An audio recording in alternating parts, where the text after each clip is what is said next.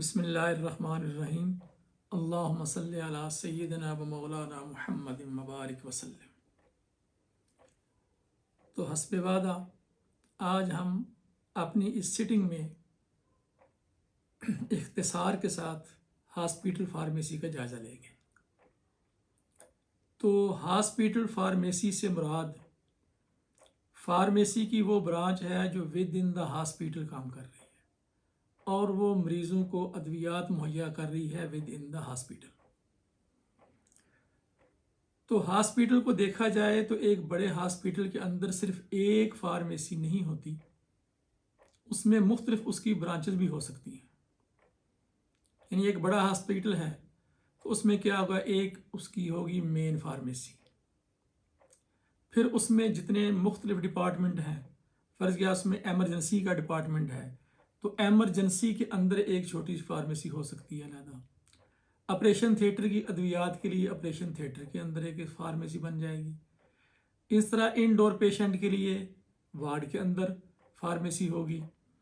Labour room के जो अद्वियात हैं वो उसके लिए फार्मेसी एक लेबर रूम में बन जाएगी।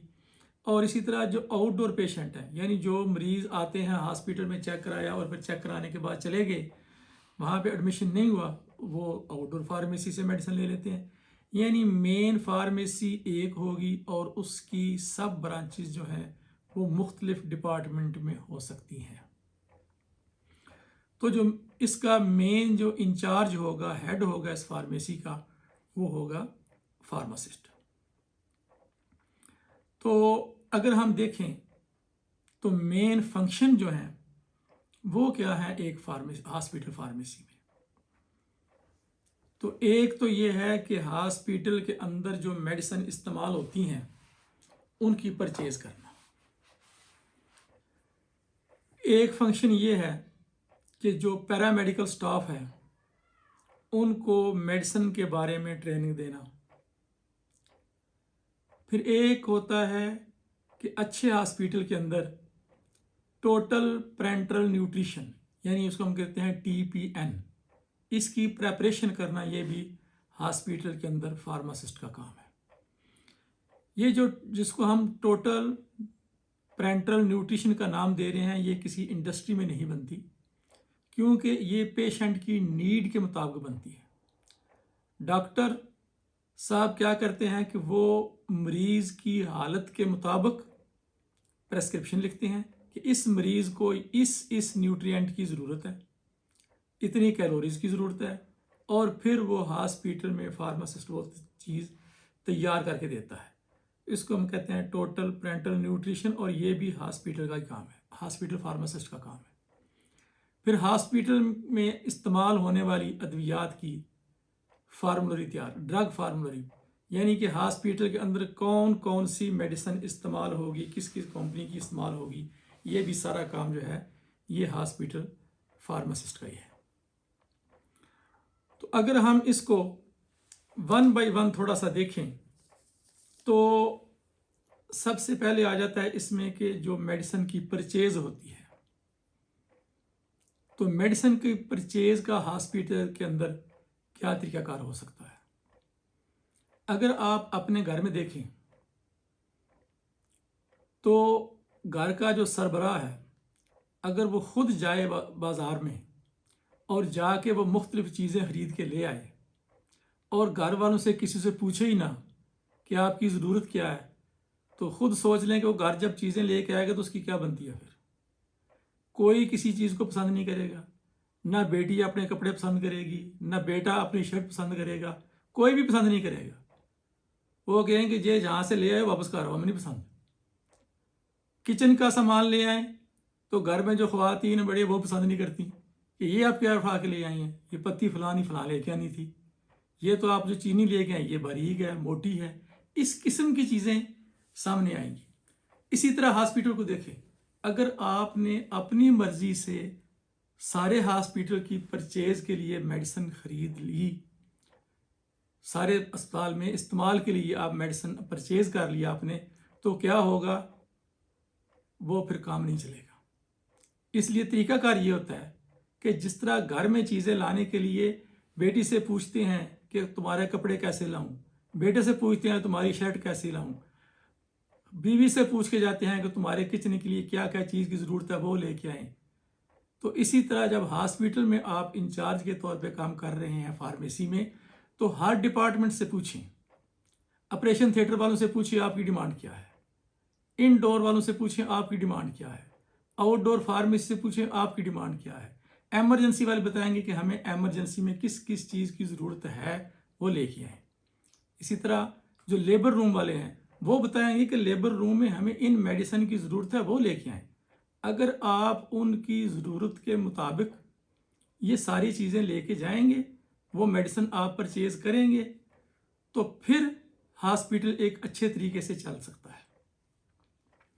तो इसके लिए इस मकसद के लिए हॉस्पिटल के अंदर एक कमेटी होती है जो अच्छे हॉस्पिटल हैं उसको हम कहते हैं फार्मेसी एंड थेराप्यूटिक कमेटी। तो जो फार्मेसी एंड थेराप्यूटिक कमेटी होती है वो एडवाइस देती है किस पे, मेडिकेशन के पॉलिसी बनाती है, उसमें वो एडवाइस देती है, और फार्मासिस्ट उसका एक अहम मेंबर होता है। सिर्फ फार्मासिस्ट नहीं, उसमें फिजिशियन भी शामिल होता है, उसमें नर्सिंग भी शामिल होती हैं, उसमें सर्जिसी लोग शामिल होते हैं। तो वो सारे मिलजुल के ये काम करते हैं। अकेला बंदा जो काम करता है उसकी कोई से नहीं बनती। तो ये सारे काम कौन करता है? फार्मासिस्ट करता है। वो ट्रेनिंग भी देता है पैरामेडिकल को, क्योंकि पैरामेडिकल को मेडिसिन के बारे में उतने ट्रेंड नहीं होते जितना एक फार्मासिस्ट होता है। वो नर्सिंग को भी ट्रेनिंग देता है मेडिसिन के बारे में। तो ये सारे काम तो फार्मासिस्ट करता है, यानी वो परचेज भी करता है, वो फार्मेसी एंड थेराप्यूटिक कमेटी का मेंबर भी है, वो ड्रग फार्मूलरी भी तैयार करता है, वो TPN की प्रेपरेशन भी करता है। तो यहाँ आपके ज़हन में एक सवाल आएगा, बीइंग ए फार्मेसी टेक्नीशियन, फिर हम कहाँ खड़े हैं? आपके ज़हन में सवाल आएगा कि ये सारे काम तो फार्मासिस्ट ने करने हैं हॉस्पिटल के अंदर, तो हमारी क्या वैल्यू है? हर काम में इंचार्ज तो वो है, वो सारे काम कर रहा है, हमारा तो कहीं जिक्र नहीं हो रहा कि फार्मेसी टेक्नीशियन भी ये काम करता है, ये करता है, ये इसका कोई जिक्र ही नहीं है। तो अगर आप थोड़ा सा गौर करें इस पर, अपने जिस्म के बारे में सोचें, अपनी जो आपकी फुल बॉडी है ना, इसको सामने रखें। तो बॉडी का जो इंचार्ज है वो कौन है? तो पता चलता है कि बॉडी का इंचार्ज जो है वो है ब्रेन।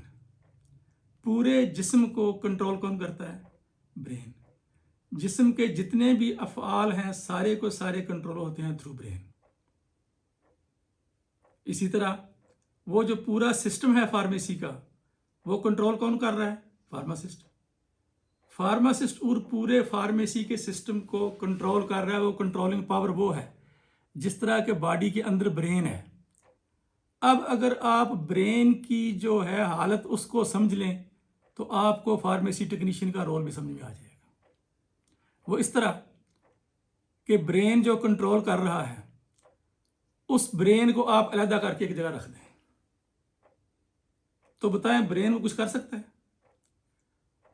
वो ब्रेन जो काम कर रहा है किन चीज़ों से कर रहा है? अगर आंखें ब्रेन से छीन ली जाएं तो ब्रेन देख सकता है? नहीं। उससे जुबान छीन ली जाए तो ब्रेन बोलेगा? नहीं बोलेगा। उससे हाथ छीन लिए जाएं तो वो काम करेगा? नहीं करेगा। उससे पाँव छीन लिए जाएं तो वो चलेगा? नहीं चलेगा। अब ब्रेन क्या है? समझ ले एक फुटबॉल पड़ा हुआ है। अगर तो आप क्या हैं? आप फार्मासिस्ट की आंखें हैं, फार्मासिस्ट के कान हैं, फार्मासिस्ट की जुबान है, फार्मासिस्ट के हाथ हैं, उसके पाँव हैं। यानी अगर आप नहीं हैं तो सिर्फ फार्मासिस्ट कुछ भी नहीं। जिस तरह पूरी बॉडी अगर ब्रेन का साथ नहीं देती तो ब्रेन फिर किस काम का? वो तो फिर एक समझ लो फुटबॉल पड़ा हुआ है, तो वो तो कुछ कर भी नहीं सकता, हिल भी नहीं सकता।